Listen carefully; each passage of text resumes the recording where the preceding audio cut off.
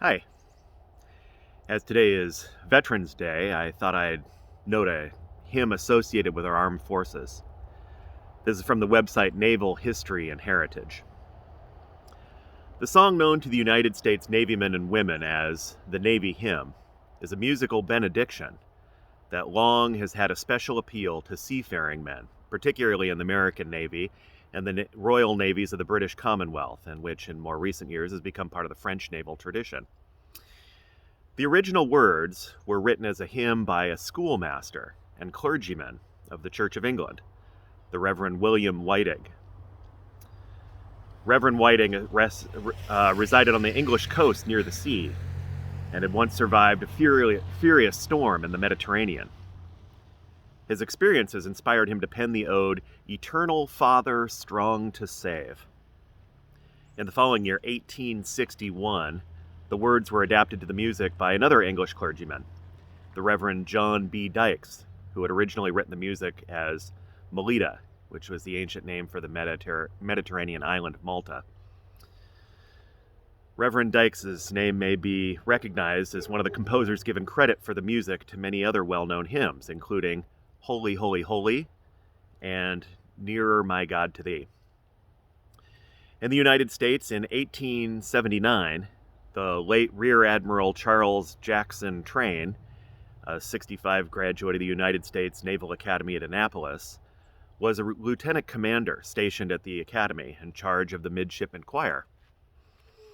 In that year, Lieutenant Commander Train inaugurated the present practice of concluding each Sunday's divine services at the academy with the singing of the first verse of this hymn.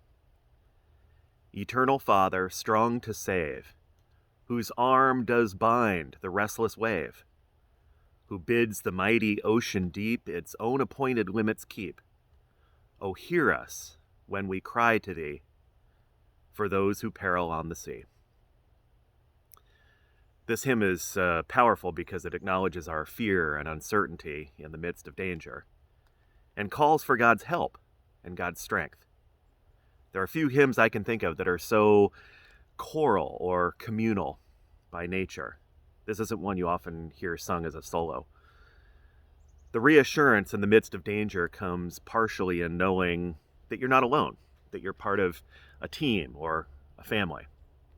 Part of what makes it so powerful as the Navy hymn, it unites sailors with one another and with a long-standing tradition.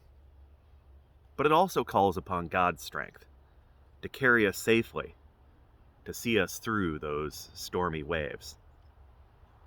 I don't expect many listening today are on the water, but you may nonetheless feel anxious and uncertain. Not sure about the coming weeks and months following our recent elections or the rising number of COVID cases. Not sure how to plan for the upcoming holidays. There are a lot of questions that we have. But time and again, Scripture reminds us that God is our safe place. Our relationship with God will see us through our worries and our difficulties. For example, from the prophet Isaiah chapter 25, you, God, have been a refuge for the poor, a refuge for the needy in their distress, a shelter from the storm, a shade from the heat. Or as the hymn writer puts it, O Trinity of love and power, our brethren's shield in danger's hour. From rock and tempest, fire and foe, protect them wheresoe'er they go. Thus evermore shall rise to thee glad hymns of praise from land and sea. May you feel God's peace and be inspired to sing God's praise today. And a special thank you to all of our veterans who have helped to protect and serve our nation. God's blessing to you all.